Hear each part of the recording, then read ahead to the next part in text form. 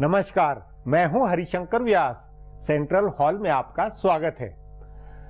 IPL के 9वें cricket धमाल की शुरुआत हो गई है।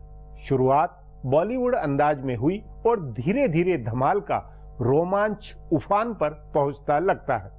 यह आश्चर्यजनक है। आखिर एशिया कप, T20 विश्व कप की निरंतरता के क्रम में आईपीएल हो रहे हैं। एक के बाद एक लगातार शो के बावजूद यदि माहौल में जोश है तो साफ अर्थ है कि भारत में क्रिकेट कभी ढलान में नहीं जा सकता। वैसे जानकार कहते हैं कि T20 ने जो रोमांच बनाया था और भारत के हाथों पाकिस्तान की टीम की जो हार हुई, उसने क्रिकेट का पुराना जलवा लौटा दिया। पाकिस्तान की टीम को हरा देना ही भारत में क्रिकेट के क्रेज की चरम स्थिति है। T20 के फाइनल में भारत नहीं था, लेकिन फाइनल मैच से भी भारत में क्रिकेट की काफी चकचक हुई।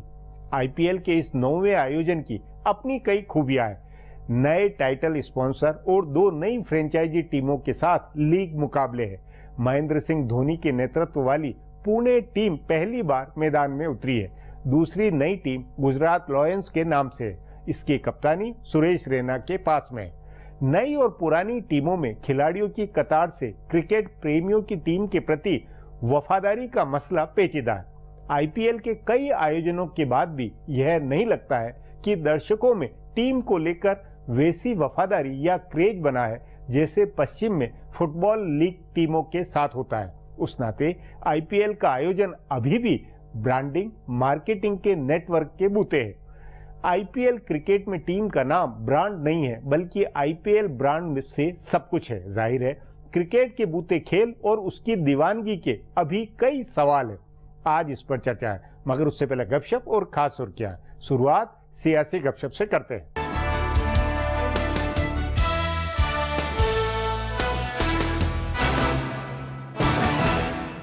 कांग्रेस और खासकर राहुल गांधी की सियासी लाइन अब के राजू तय कर रहे हैं। साबिक आईएएस अफसर और दलित रहनुमा राजू ने राहुल गांधी से नागपुर की रैली में जय भीम के नारे लगवाए। राजू ने ही हैदराबाद यूनिवर्सिटी में खुदकुशी करने वाले तालिब इल्म रोहित वेमुला की बराबरी महात्मा गांधी और डॉक्टर अंबेडकर से कराई, और राजू ही राहुल गांधी को जेएनयू के तलबा के मुजाहरे में लेकर गए। गुज़िश्ता साल जब डॉक्टर अंबेडकर की 125वीं बरसी के प्रोग्राम का सिलसिला शुरू हुआ तो राहुल गांधी छुट्टी पर गए हुए थे, लेकिन लौटते ही वो महू गए और डॉक्टर अंबेडकर से जुड़े प्रोग्राम में हिस्सा लेना शुरू किया। गुज़िश्ता पूरे 1 साल में के राजू ने राहुल गांधी की दलित सियासत को एक शक्ल दी है। तभी नागपुर में रैली का मंसूबा बना तो उसकी कमान राजू ने संभाली। वैसे तो सूबाई कमेटी को इसका इनकाद करना चाहिए था, लेकिन सूबाई कमेटी की बजाय एआईसीसी ने इसका इनकाद किया। जब एआईसीसी ने रैली का इनकाद किया तो उसकी कमान in charge general secretary Mohan Prakash के हाथ में होनी चाहिए थी, लेकिन उनकी बजाय बताया गया कि दिग्विजय सिंह रैली का इनकाद करेंगे। लेकिन आखिर में सारी कमान के राजू के हाथ में रही। कांग्रेस के माहिरीन जराये का कहना है कि उन्होंने राहुल का खुतबा तैयार किया और उसमें मनुवाद का मुद्दा शामिल किया। कांग्रेस के रहनुमा हैरान है कि 90 की दहाई में मायावती ने जिस मसले पर सियासत की, वो मुद्दा आज राहुल गांधी क्यों उठा रहे हैं। उत्तर प्रदेश में बरसर इक़्तिदार जमात समाजवादी पार्टी के सरबराह मुलायम सिंह ने अपने छोटे भाई शिवपाल यादव को आइंदा साल होने वाली इंतखाबी कमान का इंचार्ज बनाया है। ये पहली बार हुआ है कि सपा ने इंतखाबी इंचार्ज बनाया है। पहले से मुलायम सिंह कौमी सदर हैं और उनके बेटे अखिलेश यादव सूबाई सदर हैं। इसलिए शिवपाल यादव को इंचार्ज बनाने से ये सवाल उठा है कि आखिर मुलायम सिंह किसके पर काट रहे हैं। पार्टी के एक बड़े खेमे का मानना है कि नेताजी मुलायम सिंह ने वजीर आला अखिलेश यादव पर लगाम लगाने के लिए शिवपाल को इंचार्ज बनाया है। बताया जा रहा है कि नेताजी को वजीर आला के नाते अखिलेश के कामकाज से शिकायत नहीं है, लेकिन इंतखाबी हिकमत अमली बनाने और उम्मीदवारों के सिलेक्शन में वो उनको खुली छूट नहीं देना चाहते, इसलिए उन्होंने लगाम लगाने के लिए ये इंतजाम किया है। लेकिन शिवपाल और अखिलेश के करीबी जराये का कहना है कि इन दोनों की केमिस्ट्री काफी बेहतर है और शिवपाल को इंचार्ज बनाने से ये तय हो गया है कि इंतखाबात के सारे फैसले ये दोनों ही करेंगे। माहिरीन जराये के मुताबिक इस फैसले से रामगोपाल यादव और आजम खान का किरदार कम होगा। मुलायम सिंह पर इन दोनों रहनुमाओं का बड़ा असर है, लेकिन शिवपाल और अखिलेश इनकी ज्यादा परवाह नहीं करते हैं। अमर सिंह की वापसी के मामले में भी ये साफ नजर आ रहा है। मुलायम सिंह के करीबी रहे दीगर पुराने रहनुमाओं की दखल अंदाजी भी कम हो जाएगी।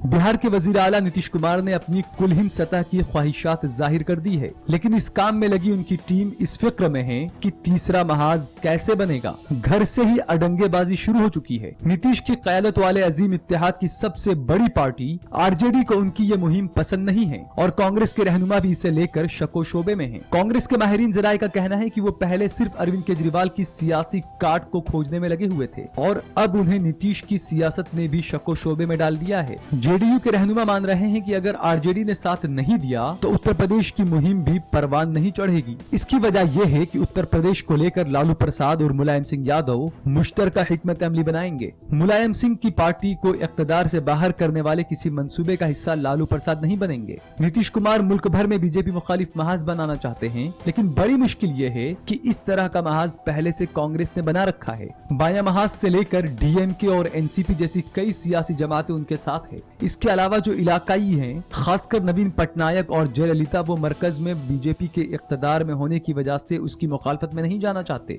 जहां तक ममता बनर्जी का सवाल है, तो वो अगर इस बार इंतखाबात जीतती हैं, तो वो खुद ही एक मुश्तरका महाज बनाने की कोशिश करेंगी और केजरीवाल से तो नीतीश कुमार की ख्वाहिशात टकरा ही रही है। इसलिए तीसरे महाज का रास्ता काफी मुश्किल नजर आ रहा है। अब आज की सुर्खियां ये लीक से कुछ हटकर है और इनसे देश की दशा दिशा को बूझ सकेंगे।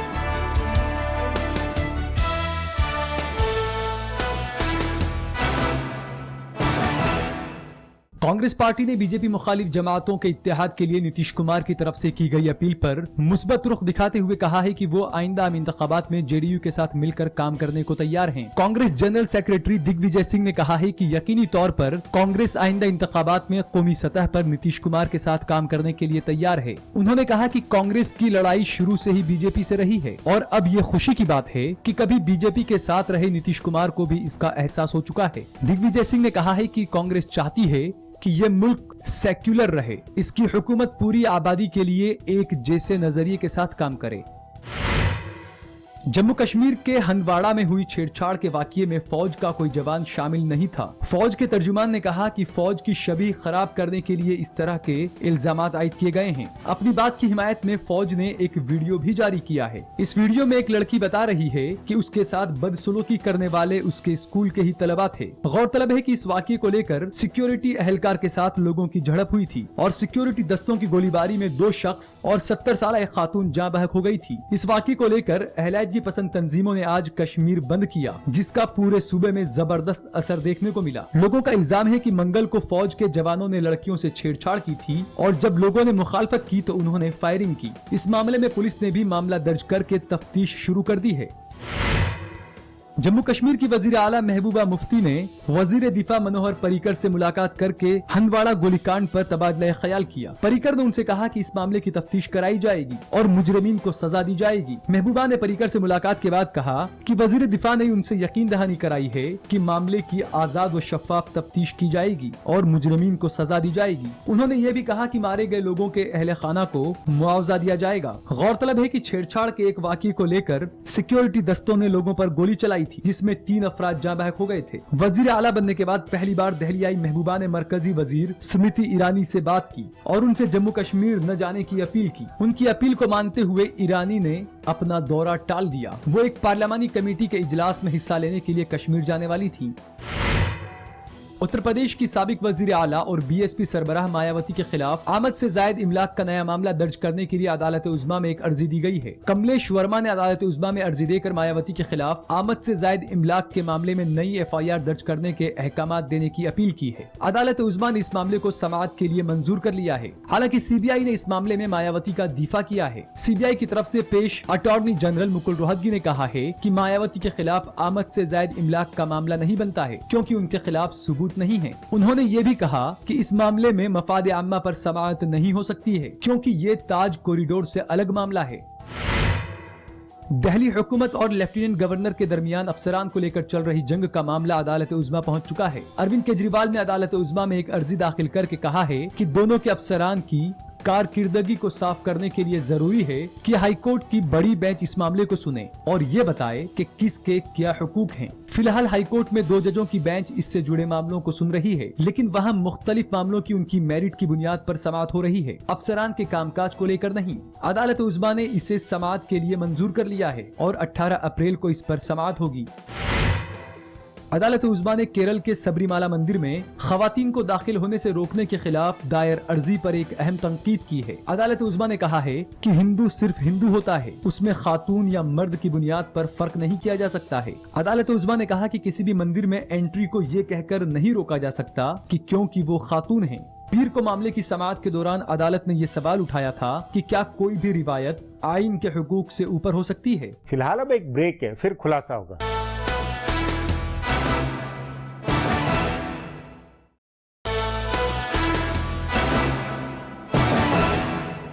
मुंबई, दिल्ली, कोलकाता, बेंगलोर की क्रिकेट टीम में खिलाड़ियों का दमखम अलग मसला है और टीम की पहचान से जुड़ा दर्शकों का पेच अलग अर्थ लिए है। आयोजनों के लिए यह सुकून वाली बात है जो दर्शकों की भीड़ और लोकप्रियता के मामले में शो की शुरुआत अच्छी हुई।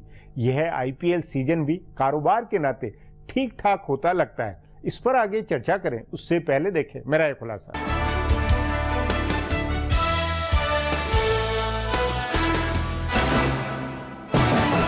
हिंदुस्तान में क्रिकेट के तमाशे इंडियन प्रीमियर लीग का मतलब तनाजा और कारोबार है। इसमें कुछ मजा भी है, लेकिन वो पहलू ज्यादा अहम नहीं है, क्योंकि इसमें अभी वो मजा नहीं है जो ममालिक के दरमियान होने वाले मुकाबले में पैदा होता है। हालिया दिनों खत्म हुए T20 आलमी कप या एशिया कप जैसा मजा इन मैचों में नहीं है। इसकी वजह यह है कि अभी आईपीएल की टीमों की पहचान नहीं बन पाई है, वैसा ब्रांड नहीं बन पाया है जैसा यूरोप में फुटबॉल की टीमों का है। हिंदुस्तान में भी जिस तरह का क्रेज फुटबॉल की टीमों मोहन बागान या मोहम्मडन स्पोर्टिंग या डेम्पो और सालगांवकर का है, वैसा क्रेज किसी आईपीएल टीम का नहीं बना है। इसलिए मजा थोड़ा कम है, लेकिन तनाजा और कारोबार पूरा है। हिंदुस्तान में इस बार आईपीएल का मुकाबला T20 वर्ल्ड कप और एशिया कप के फौरन बाद हो रहा है। इन दोनों मुकाबलों में क्रिकेट का मजा उफान पर था। इसी वजह से लोगों की दिलचस्पी आईपीएल में भी बनी हुई है। इफ्तिताही प्रोग्राम से लेकर अब तक गुज़िश्ता 4 दिन में हुए मैचों के तई लोगों में जोश नजर आ रहा है। स्टेडियम के अंदर और बाहर भी लोगों में आईपीएल की बहस है। दरअसल हिंदुस्तान में कितने भी तनाज़े हो जाएं या कितना भी सामाजिक या इक्तिसादी बहरान हो, क्रिकेट में कभी भी मंदी नहीं आती है। क्रिकेट तमाशा जारी रहता है। हिंदुस्तान में इस वक्त 10 सूबों में कहत साली का बहरान है। 5 सूबों में इंतखाबात चल रहे हैं, जिनमें से 3 सूबों में बड़ी आफत आई हुई है, लेकिन क्रिकेट तमाशा चल रहा है।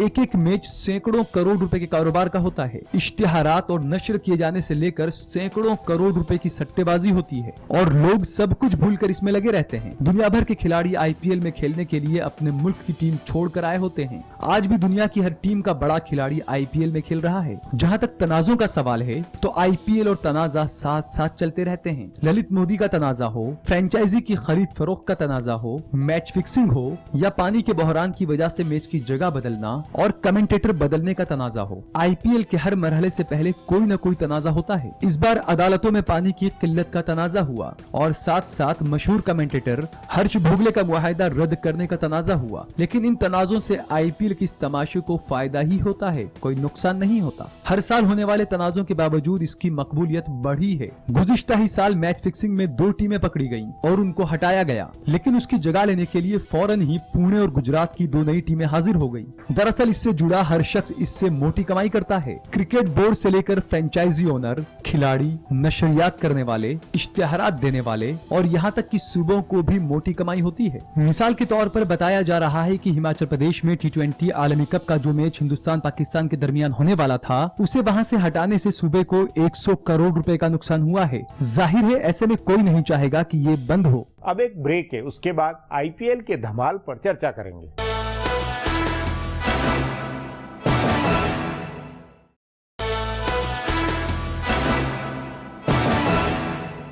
बॉम्बे हाई कोर्ट ने जब भारतीय क्रिकेट कंट्रोल बोर्ड को पानी की आपराधिक बर्बादी के लिए फटकार लगाई, तो एक बार लगा कि आईपीएल का धमाल संकट में आने वाला है। मगर मोटे तौर पर आईपीएल में आर्थिक हित ऐसे जुड़ गए हैं कि छोटी मोटी बातों से क्रिकेट का शो गड़बड़ा नहीं सकता।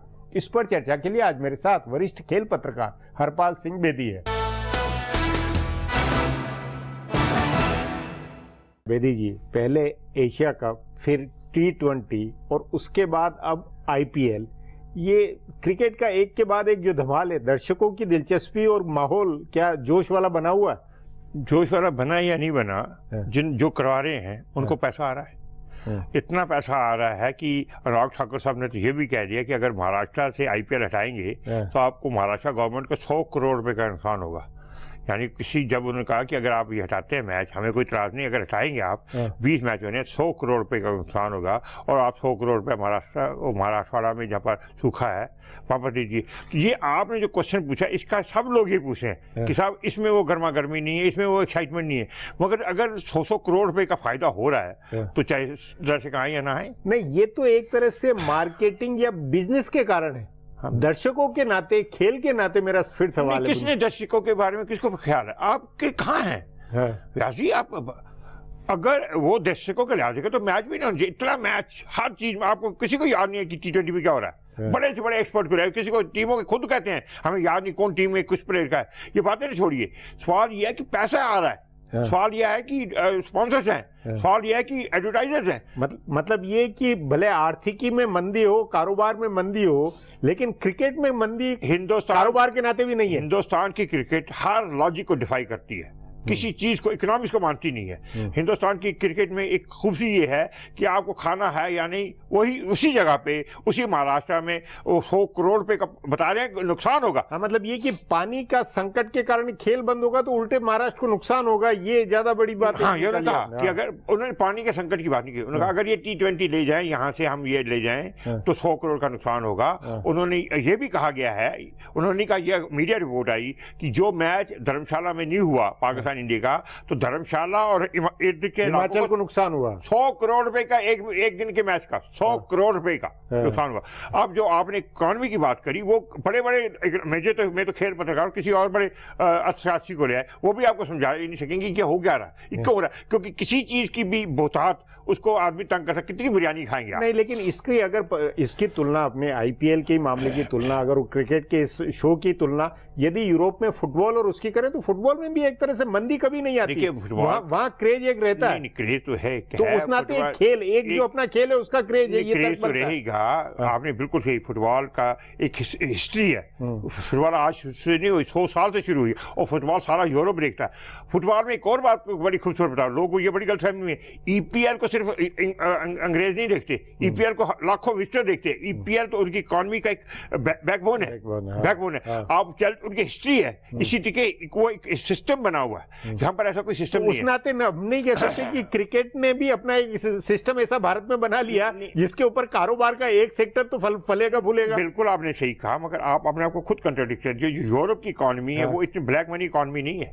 यूरोप की इकोनॉमी में बड़ा फर्क पड़ता है। जब उधर आर्थिक मंदी आती है, फुटबॉल पर भी इफेक्ट पड़ता है। यहाँ पर आपने सवाल शुरू किया, यहाँ पर कुछ होता है, यहाँ पर कुछ नहीं होता। यहाँ पर आर्थिक मंदी हो, पानी ना हो, भ्रष्टाचार हो, मगर क्रिकेट चलता है, और उसी सतह पर या उससे ऊपर चलता है। तो ये चीज डिफरेंस है फुटबॉल की और क्रिकेट की। वहाँ की इकोनॉमी पे, फुटबॉल पे असर पड़ेगा, वहाँ पर पारदर्शिता है, आप कितना पैसा किसको दे रहे हैं ये बताना पड़ेगा, कितना पैसा आप खर्च सकते हैं, उसके बाद आप खर्चेंगे तो आप पर जुर्माना लगेगा, आपकी टीम पर फाइन लगेगा। यहाँ पर ऐसी कोई चीज नहीं है। बेदी जी, एशिया कप और T20 और अभी IPL की जो टीम के जो मैचेज हो रहे हैं, उसमें भारतीय क्रिकेटर के नाते, क्रिकेट खेल के नाते, क्रिकेटर के नाते कौन सी हाईलाइट करने वाली बात आपको नजर आई? कोई नजर नहीं आ रही है, सिर्फ पैसा कमाने की। देखिए हाईलाइट इसमें सिर्फ पैसा, मतलब खिलाड़ी के नाते कोई, खेल के नाते कोई नहीं। ये T20 है ना, आज एक प्लेयर चमकता है, दूसरे दिन कोई दूसरा चलता है। इसमें एक लॉटरी है, इसको क्रिकेट लेना नहीं चाहिए सीरियसली। इसको आप बॉलीवुड के इंटरटेनमेंट लें, जैसे कि आपने देखा कि अमिताभ बच्चन ने एक पिक्चर में 10 आदमियों को मार दिया। आप ये सोचेंगे 10 कैसे मारे,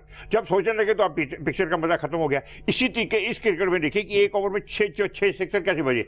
मतलब हमें क्रिकेट पर नहीं सोचना चाहिए, इसके धमाल और इसके मजे को ही करना चाहिए। है धमाल है। इसी तरीके T20 को आप कॉकटेल की तरह लें, बॉलीवुड का मजा लें, जैसे आपने कहा कि इस, मगर आपने जो क्वेश्चन है वो इंपॉर्टेंट है। क्वेश्चन ये नहीं कि T20 में क्या, आपका क्वेश्चन ये था कि ये आर्थिक मंदी या ये भ्रष्टाचार या ये जो तमाम इनसे कोई फर्क नहीं पड़ता। मैं कहता हूँ कोई फर्क नहीं पड़ता। ये बड़ा अमेजिंग है, क्यों नहीं फर्क पड़ता, ये तो कोई भी नहीं समझा सकता कि कैसी हालात में भी क्रिकेट हो रही है। क्या इसका ये आधार माना जाए कि क्रिकेट का भी खेल एक जैसे सफेद और काली अर्थव्यवस्था, तो एक काला जो रूप है उसका, जिसका और छोर पता नहीं पड़ता है, वो इसको चला रहा है। बिल्कुल चला रहा है, बिल्कुल चला रहा है। और कई लोग तो ये कह रहे हैं कि अगर भारत में ब्लैक मनी ना होती तो भारत की जो अर्थव्यवस्था खत्म हो जाती। ये ब्लैक मनी ने ये भी लॉजिक दिया जा रहा है। खेल को एंजॉय किया जाए, इसलिए नहीं, T20 को एंजॉय किया जाए, और ये ना आईपीएल को एंजॉय किया जाए।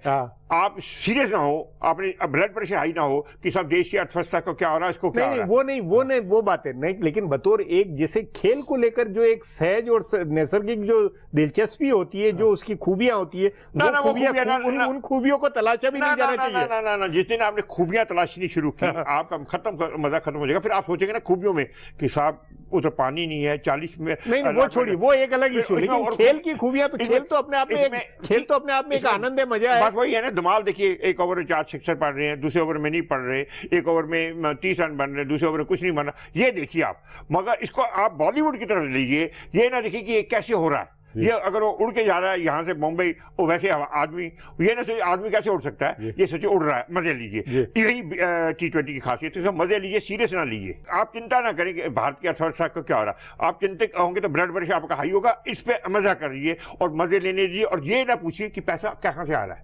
जी बेदी जी, बातचीत को यहीं समाप्त करेंगे। प्रोग्राम में आने के लिए बहुत बहुत धन्यवाद। हमारा प्रोग्राम अब यहीं खत्म होता है। आग्रह है, प्रोग्राम पर अपनी राय hsvyas@nayaindia.com पर ईमेल करके बताएं, या hsvyas@ ट्विटर और फेसबुक /नया इंडिया न्यूज़पेपर पर जाहिर करें। अब कल फिर मिलेंगे इसी चैनल पर, इसी समय।